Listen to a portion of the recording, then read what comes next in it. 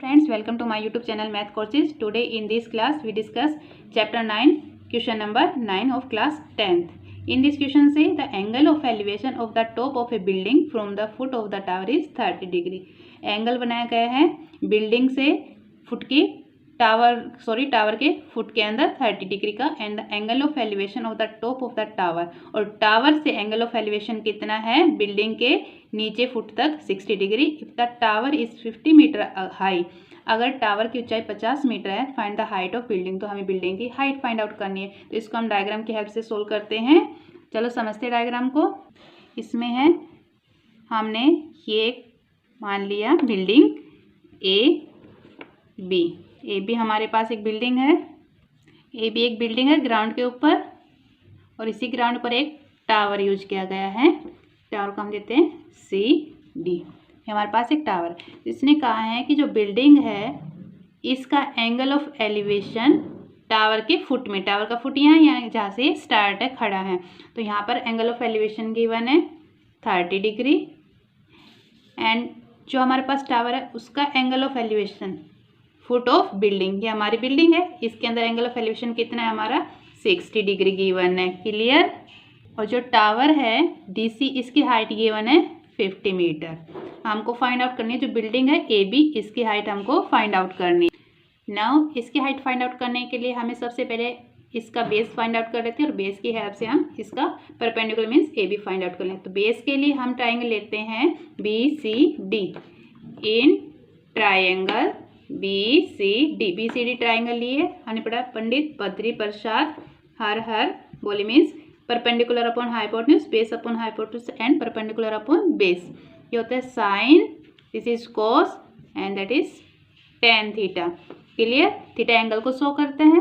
तो हमें परपेंडिकुलर निकालने के लिए पहले इसका बेस है तो इसका बेस निकाल लेते हैं. तो बेस निकालने के लिए हमको क्या है, इसका परपेंडिकुलर मालूम है इस ट्राइंगल के अंदर, तो परपेंडिकुलर अपॉन बेस यूज करते हैं जो होता है टेन थीटा.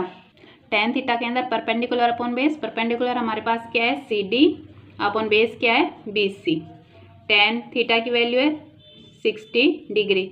ये ट्राइंगल है इसके अंदर 60 डिग्री है, तो सी डी की वैल्यू हमारे पास 50 गिवन है, और बी सी हमें फाइंड आउट करना. टेन 60 की वैल्यू होती है √3 equal to 50 upon B C.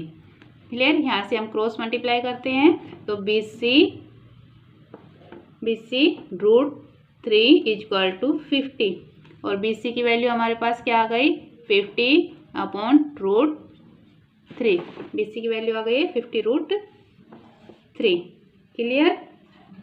अब इसको थोड़ा सिंपल कर लेते हैं. बी सी इजक्वल टू 50 √3, इसका रेशनलाइजेशन करते हैं √3 अपॉन √3 से मल्टीप्लाई करती है, हो जाएगा 50 √3 अपॉन √ से √ कैंसिल एंड 3. तो बी सी की वैल्यू हमारे पास आ गई है.